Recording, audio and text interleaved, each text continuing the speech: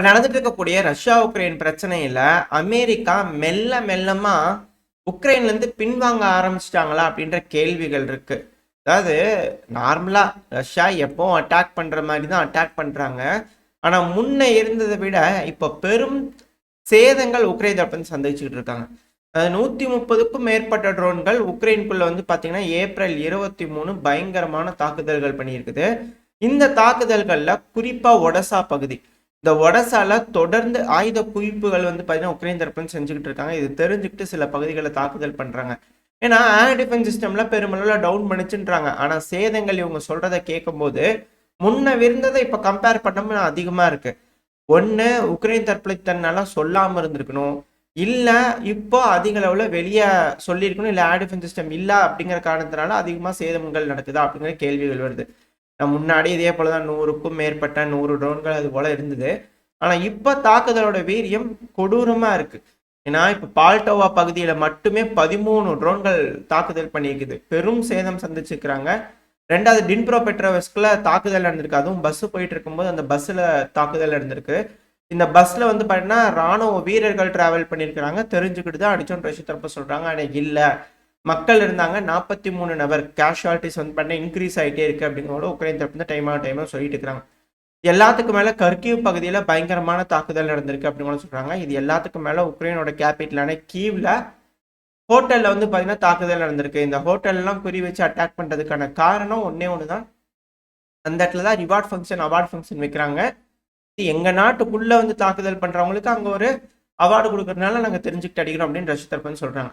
இதுக்கு தான் ஜெலன்ஸ்கி அவர்கள் வந்து பாத்தீங்கன்னா இந்த சீஸ் ஃபயர்ல தூக்கி வச்சிருங்க, ஆனா நான் ஒரு டீல் சொல்றேன், சிவிலியன் இன்ஃப்ராஸ்ட்ரக்சர் மேல தாக்குதல் பண்ணாம உங்களால இருக்க முடியுமா, 30 நாளைக்கு டீல் போடலாமா அப்படிங்கிற ஜெலன்ஸ்கி அவர்கள் கேட்டதுக்கு மற்ற சீஸ் ஃபயர் அமெரிக்கா கொடுக்கக்கூடிய ஒப்பந்தங்கள் எல்லாத்தையும் தூக்கி போட்டாங்க. ஆனா உக்ரைன் இது போல ஒரு டீல் வச்சதுக்கு அதுக்கும் நான் தயார் பேசலாம் அப்படின்னு புட்டின் அவர்கள் சொல்லியிருந்தாரு. ஆனா இப்ப அதை பத்தின பேச்சே காணும், ஜெலன்ஸ்கி அவர்கள் காணாம போயிட்டாரு. என்னாச்சு ஏதாச்சுன்னு தெரியல. அதுக்கான பதில் இன்னும் ஜெலன்ஸ்கி அவர்கள்ட்ட இருந்து வரல. நேருக்கு நேர் பேசுவாங்களா அப்படின்ற கேள்விகள் இருக்கு. எது எப்படியோ ஸ்டீவ் விட்டாஃப் அவர்கள் திரும்ப வந்து பாத்தீங்கன்னா ரஷ்யாவுக்கு போயிருக்கிறார் இல்லையா, 25 ஏப்ரல் மாசம் வந்து பார்த்தா திரும்ப மீட்டிங் நடக்க போகுது. இந்த டைம்ல வந்து பாத்தீங்கன்னா ஒரு விஷயம் சிஎன்என் தரப்புல இருந்து ரிலீஸ் பண்ணிக்கிறாங்க.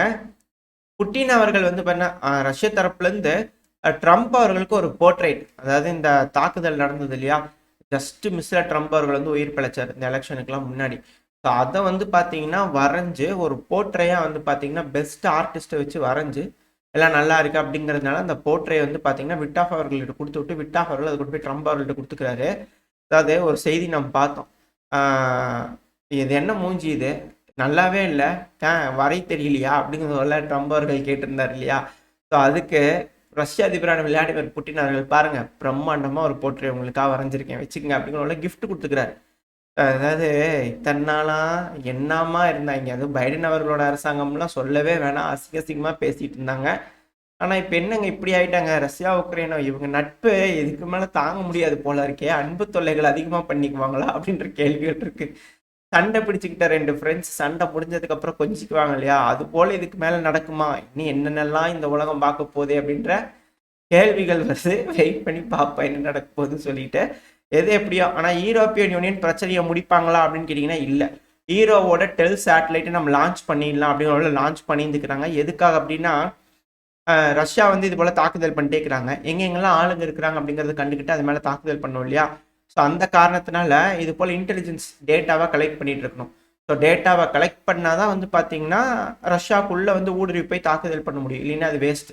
ஸோ அந்த காரணத்தினால அமெரிக்கா பின்வாங்கிறதுனால இது போல டேட்டாஸ் கொடுக்கலன்னா ஸ்டார்லிங்க் இன்டர்நெட்லாம் வந்து பார்த்தீங்கன்னா கேன்சல் பண்ணிட்டாங்கன்னா, ஸோ இது போல பல விஷயங்களுக்காக இப்போ டெல்சாட் லான்ச் பண்ணுறதுனால கம்யூனிகேஷன் ஃப்ரண்ட் லைன் இருக்கிறவங்களுக்குலாம் இன்டர்நெட் கம்யூனிகேஷன் வேணும் அப்படிங்கிறதுக்காக இது போல சேட்டலைட்ஸை லான்ச் பண்ணாங்க யூரோப்பியன் யூனியன் தரப்புலேருந்து அப்படின்னு கூட சொல்லப்பட்டு வருது. இது ஸ்டார்லிங்கை ரீப்ளேஸ் பண்ணுதுன்னா எந்த அளவுக்கு உபயோகமா இந்த இன்டர்நெட் கனெக்ஷன் உக்ரைனுக்கு இருக்கு அப்படிங்கிறது பார்க்கலாம்.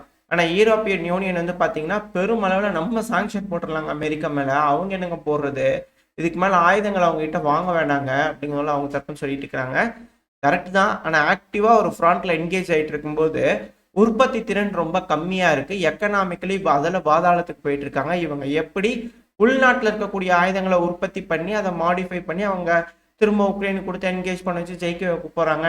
அடிஷ்னலா டெரிட்டரிஸ் லாஸ் ஆகிட்டே தானே இருக்கும் அப்படிங்கிற கேள்விகள் வருது. ஸோ என்ன நடக்க போகுதுங்கிறது தெரியல. யூரோப்பியன் யூனியன் விடக்கூடாது அப்படிங்கிறதுல கடைசி வரைக்கும் இழுத்து பிடிச்சிக்கிட்டு இருக்காங்க. விட்டு கொடுத்துருவாங்களா இல்லையா, என்ன நடக்க போகுது? அமெரிக்கா விட்டுட்டு வெளியே போகிறது கன்ஃபார்ம் ஆயிருக்கு. ஸோ வெயிட் பண்ணி பார்ப்போம். நம்ம முன்னாடி ஒன்று சொல்லியிருந்தோம் இல்லையா, யூரோப்பியன் யூனியன் ரஷ்யாவோட எடுத்து என்கேஜ் பண்ணுவாங்கன்ட்டு. அது நடக்க போதா இல்லை யூரோப்பியன் யூனியனும் ரஷ்யா கூட சரண்டர் ஆக போகிறாங்களா, என்ன நடக்க போகுதுன்றது வெயிட் பண்ணி பார்க்கலாம். ஆனால் இப்போ மேப்பில் பார்ப்போம். ஒரு பகுதி நம்ம போன வீடியோவில் சொல்லியிருப்போம், அதுக்கு முந்தின வீடியோவில் இது போல் வந்து பார்த்தீங்கன்னா ரஷ்யா பிடிக்கப்பட்டதாக சொல்லப்பட்டுட்டு வருது அப்படிங்கிற இந்த சுல்கா பால்காக்கு பக்கத்தில் இருக்கக்கூடிய ஒரு வில்லேஜ். ஸோ அந்த வில்லேஜில் வந்து பார்த்தீங்கன்னா சைடில் ஒரு வீடியோ பதிவுகளோட இருக்கும். ரஷ்யா முதல்ல தாக்குதல் பண்ணிக்கிறாங்க. அதுக்கப்புறம் வந்து பார்த்தீங்கன்னா அந்த இடத்துல தான் கட்டுப்பாட்டுகள் எடுத்துட்டு தான் ரஷ்ய வீரர் வந்து பார்த்தீங்கன்னா கொடியை வச்சு அங்கே அசிச்சு காமிச்சிருக்காரு. ஓப்பனாக ஃப்ரீ ஃபீல்டில் வந்து 15 போல் செய்யறதுனால நம்ம தொடர்ந்து பதிவுகளை பார்த்துக்கிட்டு இருக்கோம். இது போல் ஒரு வீரர் எந்த ஒரு பிரச்சனையும் இல்லாமல் வெளியே வந்து நின்று கொடி அசிச்சு காட்டுறாருன்னா ட்ரோன் கண்ட்ரோல் கூட வந்து பார்த்தீங்கன்னா அந்த ஏரியாவில் இல்லை. ஸோ அந்த ஏரியாவிலேருந்து 10 கிலோமீட்டர் தொலைவில் தான் கரண்ட்டாக சண்டை நடந்துட்டுக்கூடிய பகுதிகள் இருக்கும். ஸோ உக்ரைனோட வீரர்கள்ன்றது இன்னும் ஒரு 10 கிலோமீட்டர் தொலைவில் இருப்பாங்க. ஸோ அந்த காரணத்தினால தான் ஸ்னைப்பர் கண்ட்ரோல், ட்ரோன் கண்ட்ரோல் எந்த ஒரு கண்ட்ரோல் இல்லாதனால தான் இது போல வீரர்கள் ஃப்ரீயாக அந்த இடத்துல உலாத்திட்டு இருக்கிறாங்க ரஷ்ய வீரர்கள் அப்படிங்கிற சொல்லப்பட்டு வருது. ஸோ வெயிட் பண்ணி பார்ப்போம் இதுக்கப்புறம் இன்னும் என்னென்ன முன்னேற்றங்கள் நடக்க இருக்கு அப்படிங்கிற போல. ரெண்டாவது இன்னொரு மிக முக்கியமான விஷயம், சைடில் வீடியோ பதிவு முதல்ல இது மேப்பில் பார்ப்போம். அது கூட நான் அந்த அட்டாக் நடந்த பகுதியிலையும் பார்த்துடலாம். அதாவது 100க்கும் மேற்பட்ட உக்ரைனோட க்ரூ வந்து பார்த்தீங்கன்னா இந்த சுமி பகுதியிலையும் கர்ஸ்க்கு பையிலையும் டிப்ளாய் பண்ணிக்க தான் சொல்லியிருந்தார் இல்லையா அலெக்சாண்டர் சிர்ஸ்கி அவர்கள். கம்முனாது இருந்திருக்கலாம், தேவையில்லாமல் நாங்கள் டிப்ளாய் பண்ணிக்கிறோம் அவரே சொல்லி மாட்டி கொடுத்துட்டாரு. பாருங்க, இப்படி சிர்ஸ்கி அவர்களே துரோகம் பண்ணுறீங்களே, மீடியாக்கள் வச்சு ரஷ்யா உளவு தகவல்கள் கொடுக்குறீங்களா அப்படிங்கிற கேள்வி இருக்கு. ஏன்னா அந்த இடத்த கண்டுபிடிச்சிட்டாங்க. பயங்கரமான தாக்குதல், ஃபேப் குண்டுகள் அப்படியே மறைச்சாரலுக்கு போல தூக்கி விட்டுருக்காங்க. இதனால ஒரு 30க்கும் மேற்பட்ட ட்ரோன் ஆப்ரேட்டர்ஸ் வந்து பார்த்தீங்கன்னா இந்த குடோன் இருக்கும் இல்லையா, அது துவம்சம் பண்ணிக்கிறாங்க களத்துக்கு பக்கத்தில் அப்படின்னு சொல்றாங்க. ஒரு இடத்துல இல்லை 3 இடத்துல நடந்திருக்கு. அது மட்டும் இல்லாமல் உக்ரைனோட சுமி பகுதிக்குள்ள வந்து பார்த்தீங்கன்னா மிக முக்கியமான ஒரு செட்டில்மெண்ட், ஒரு வில்லேஜ், சாரி அது வில்லேஜ் கிடையாது, ஒரு டவுன், ஒரு பெரிய டவுன் தான். ஸோ இது ரஷ்யா அவங்க கட்டுப்பாட்டுகள் எடுக்கிறதுக்கு வாய்ப்பு இருக்குது அப்படிங்கிற சொல்கிறாங்க. ஏன்னா அந்த இடத்துல தாக்குதல் ஆரம்பிச்சிருக்காங்க. இப்போ அந்த வீடியோ லோட் ஆயிருக்கும். ஸோ உக்ரைனோட வீரர்களோட மூமெண்ட்ஸ்லாம் எந்த அளவுக்கு இருக்குது அப்படிங்கிறத நோட் பண்ணிக்கிட்டு இருக்காங்க. இப்போ நம்ம மேப்பில் பார்க்கும்போது எந்தெந்த பகுதிகள் என்னென்ன நடந்திருக்கு அப்படிங்கிறது தெளிவாக பார்க்க ஆரம்பிச்சிடலாம். நம்ம ஃபர்ஸ்ட்டு ரஷ்ய வீரர்கள் முன்னேறி இருந்தாங்க இல்லையா தராசிவ்கா, ஸோ அந்த பகுதியை பார்த்துருவோம். அதாவது இந்த ஷுல்கா பால்கா இருக்கு இல்லையா, ஸோ அதுக்கு பக்கத்தில் இருக்கக்கூடிய ஒரு செட்டில்மெண்ட். ஸோ இந்த பகுதி வந்து பார்த்திங்கன்னா ரஷ்யா அவங்க கட்டுப்பாட்டுக்குள் எடுத்திருக்காங்க. தோராயமாக இந்த பகுதிகள் எல்லாமே ரஷ்யா அவங்க கட்டுப்பாட்டுக்குள் எடுத்திருக்கிறாங்க. மேபி உக்ரைனியன்ஸ் வந்து பார்த்தீங்கன்னா பின்வாங்கியிருப்பாங்க. அடுத்த பாசிபிள் அஃபென்சிவ் ஆப்ரேஷன் இந்த வழியாக இருக்கும். இன்னொரு மிகப்பெரிய ரீசன் என்ன, இந்த அலெக்சாண்ட்ரிவ்கா இந்த பகுதியெல்லாம் ரொம்ப ஈஸியாக வர்னரபிளாக மாறிடுச்சு ரஷ்யாவுக்கு. அதுக்கான காரணம் இங்கே இருக்கக்கூடிய அந்த வாட்டர் பேரியர் தான்.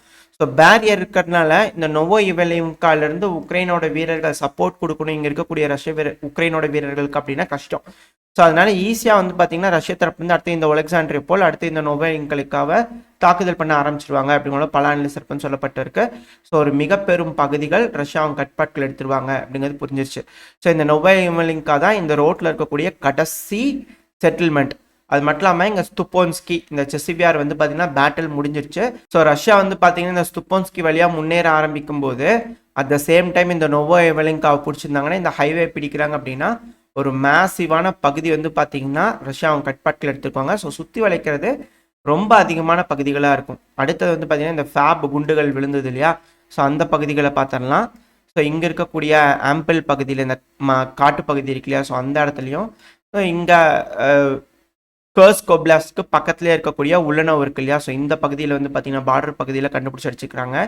அடுத்தது இந்த சுமி ஒப்லாஸ்டில் வந்து புதுசாக தாக்குதல் வாய்ப்பு இருக்குது அப்படிங்கிற சொல்லியிருந்தோம் இல்லையா, ஸோ அது உக்ரைனோட வந்து பார்த்திங்கன்னா மிரியோபிலியா. ஸோ இந்த பகுதியை வந்து பார்த்திங்கன்னா பிடிக்கிறதுக்கு அதிகமான வாய்ப்பு இருக்குது. ஏன் அப்படின்னா சமீபத்தில் வந்து பார்த்திங்கன்னா ரஷ்யா இந்த சர்ச்சை வந்து பார்த்திங்கன்னா அவங்க கட்பாட்டில் எடுத்திருந்தாங்க. வீடியோ பதிவுலாம் பார்த்தாச்சு. இது வந்து ஹைட்டான ஒரு பகுதி. ஸோ இந்த பகுதியிலேருந்து நம்ம பார்க்கும்போது தாழ்வாக இருக்கிற மாதிரி உங்களுக்கு தெரியுதா, ஸோ இது தாழ்வான பகுதி. அதனால இந்த ஹைட்ஸ் ரஷ்யாவோட கட்பாட்டில் இருக்கிறனால இங்கே என்ன நடக்குது அப்படிங்கிறது அவங்களால மானிட்டர் பண்ண முடியுது ஈஸியாக. ஸோ இந்த பகுதியில் இருக்கக்கூடிய உக்ரைனியன்ஸ் வந்து பார்த்திங்கன்னா வர்னரபிளாக மாறிடுவாங்க. அது மட்டும் இல்லாமல் நான் சும்மா அந்த ரிவர் மேப் வந்து மார்க் பண்ணி காட்டுறேன் எப்படி இது ஸ்ப்ளிட் பண்ணுதுன்னு சொல்லிட்டு. ஸோ அப்படி ஸ்ப்ளிட் பண்ணது பார்க்கும்போது உங்களுக்கு தெரியும் ஆட்டோமேட்டிக்காக இந்த இடத்துல வந்து பார்த்தீங்கன்னா ஸ்ப்ளிட் ஆகுது இல்லையா, நான் தோராயமாக வரைகிறேன். ஸோ அது இன்னும் ரொம்ப பெரிய ரிவராக போகும். ஸோ இது பேரியராக இருக்கிறதுனால உக்ரைனியன்ஸ்னால இதை தாண்டி வந்து இங்கே சப்போர்ட் பண்ண முடியாது இங்கே இருக்கக்கூடிய மிரைப்பொலியாக்க. ஆனால் இதே ரஷ்யா நினைச்சாங்க அப்படின்னா ஈஷியா இந்த கோர்னல்ல இருந்தும் இந்த பகுதிகள் ஆல்ரெடி ரஷ்யா வந்து அவங்க கட்பாட்டில் எடுத்துக்கிறதா ப்ரோ உக்ரைனியன் சோர்ஸ் தப்புன்னு சொல்லிக்கிறாங்க, எல்லாம் மரவரிசைகள் காட்டுப்பகுதி. பட் இந்த பகுதிகளிலிருந்து முன்னேறாங்க அப்படின்னா ஈஸியாக இந்த பகுதிகளை வந்து பார்த்தா பிடிக்க ஆரம்பிச்சிருவாங்க. சப்போர்ட் கொடுக்க முடியாது, ஒரு பஃபர் ஆப்ரேஷனாக வந்து பார்த்தீங்கன்னா ரஷ்யாவுக்கு மாற ஆரம்பிச்சிடும். ஸோ அப்படி பிடிக்கிறாங்கன்னா இந்த மிரைப்போலுக்கு கீழே வந்து பார்த்தீங்கன்னா வெலிகா பிரிலிங்கா, ஸோ இந்த பகுதிகள் எல்லாமே ரஷ்யா அவங்க கட்பாட்டில் எடுக்கிறதுக்கு அதிகமான வாய்ப்பு இருக்கு. ஏன்னா இந்த பெல்கிராட் பகுதியில் தானே தாக்குதல் பண்ணிட்டு இருக்காங்க, பொப்பிஃப்கா டெமோடிஃப்கா. ஸோ அது எல்லாத்தையும் தடுத்து நிறுத்ததுக்கு ரஷ்யா தரப்பு முன்னேறதுக்கு அதிகமான வாய்ப்புகள் இருக்கு. ஸோ ஓரளவுக்கான தகவல்கள் இல்லை. அதுக்கு முன்னாடி இன்னொரு மிக முக்கியமான விஷயம், இந்த போல தாக்குதல்கள் வந்து பார்த்தீங்கன்னா இந்த ஒடசா பகுதி, இந்த பால்டோவா, இந்த கர்கிவ் இந்த பகுதியில் தாக்குதல் பண்ணுறதுக்கு இந்த இடத்துல ரயில்வே லைன் இருக்குது. ஸோ அந்த ரயில்வே லைனில் தான் தொடர்ந்து தாக்குதல் நடந்திருக்கு. அதிகமான சப்ளைஸ் வந்திருக்கலாம், ஃப்ரண்ட் லைன் கொண்டு வந்திருக்கலாம், தெரிஞ்சடிச்சிருக்கலாம். ஸோ இது போல் ஷாகி ட்ரோன்கள் வச்சு தானே அட்டாக் பண்ணுறாங்க. ஸோ அந்த ஷாகி ட்ரோன்கள் அட்டாக் பண்ணுறதுனால யலாபுகா பகுதியில் இருக்கக்கூடிய ரஷ்யாவோட அந்த ஃபேக்ட்ரி, ட்ரோன் தயாரிக்கும் ஃபேக்ட்ரி இருக்கு இல்லையா, ஸோ அந்த ஃபேக்ட்ரி மேலே வந்து பார்த்தீங்கன்னா தாக்குதல் பண்ணியிருந்துக்கிறாங்க. மிக பெரும் வெடிசத்தங்கள்லாம் கேட்டதாக சொல்லப்பட்டு வருது. மல்டிபிள் டைம்ஸ் அட்டெம்ப்ட் எடுத்திருக்காங்க, பட் ஆனால் அது ஃபெயில் ஆயிருக்கு உக்ரைன் தரப்புலேருந்து. அதுக்கான வீடியோ பதிவுகள் சைடில் லோட் ஆயிருக்கும். ஆக்சுவலாக உக்ரைனோட லாங் ரேஞ்ச் ட்ரோன்களை யூஸ் பண்ணி தான் இது போல் தாக்குதல் பண்ணிக்கிறாங்க. அதுவும் 1500 கிலோமீட்டர் கிட்ட இந்த ட்ரோனோட ரேஞ்ச் இருக்குது அப்படின்னு சொல்கிறாங்க. ஸோ இது போல் ரேஞ்ச் அதிகமாக இருக்கும்போது இவங்களுக்கு இன்டெலிஜென்ஸ் டேட்டா வேணும், ரெண்டாவது இன்டர்நெட் டேட்டாஸ் வேணும், இந்த சேட்டலைட் டேட்டா வேணும். ஸோ இது போல் சேட்டலைட் இன்டர்நெட் கனெக்ஷன் இருந்தால் இந்த ட்ரோன்கள்னால ஆப்ரேட் பண்ண முடியும். அப்படின்னா லோக்கலில் இருக்கக்கூடிய ஏதாவது நபர்கள் இதுக்கு கம்யூனிகேட் பண்ணலாம். ஸோ அதெல்லாம் வந்து நியூட்ரலைஸ் பண்ணுறதுக்கு ரஷ்யா தரப்பு இருப்பாங்க. ஸ்டார்லிங்கை ஹேக் பண்ணுறது, ஸ்டார்லிங்க்கு கோடை டவுன் பண்ணுறதுங்கிறது வேற. ஆனால் யூரோப்பியன் யூனியனோட சேட்டலைட்டை டவுன் பண்ணுறதுங்கிறது வேற. ஒரு வேலை ஆக்டிவாக என்கேஜ் பண்ணுறாங்க அப்படின்னா ரஷ்யா தரப்புலேருந்து யூரோப்பியன் யூனியனோட அந்த சேட்டலைட் கம்யூனிகேஷன்ஸ் எல்லாத்தையுமே முடக்கிறதுக்கு அதிக அளவில் வாய்ப்பு இருக்குது அப்படின்னு சொல்லி சொல்கிறாங்க. ஸோ வெயிட் பண்ணி பார்ப்போம் என்ன மாதிரியான முடிவுகள் யூரோப்பியன் யூனியன் எடுக்க போகிறாங்க. தொடர்ந்து கண்டினியூவாக சண்டை பிடிக்க போகிறாங்களா, இல்லை அமெரிக்கா பேச்சு கேட்டு ரஷ்யாவோட கை கோர்க்க போகிறாங்களா, என்ன நடக்க போகுதுன்றது வெயிட் பண்ணி பார்த்தலாம். ஓரளவுக்கான தகவல்கள் இந்த பதிவில் பார்த்துருப்போம்னு நினைக்கிறேன். இதோட இந்த பதிவு நான் முடிச்சுக்கலாம். இந்த பதிவு எப்படி இருந்துச்சு, உங்களுக்கு பிடிச்சிருந்தா லைக் பண்ணிட்டு உங்கள் ஃப்ரெண்ட்ஸுக்கு நம்மளோட ஷேர் பண்ணிக்கோங்க. அது கூட மறக்காமல் இந்த பதிவு பற்றி உங்களோட கருத்துக்களை கமெண்ட் செக்ஷன் சொல்லுங்கள். இந்த பதிவு நல்லா இருக்கும்ன்ற நம்பிக்கை அடுத்த பதிவில் உங்களுக்கு சந்திக்கிறது. Stay safe, by.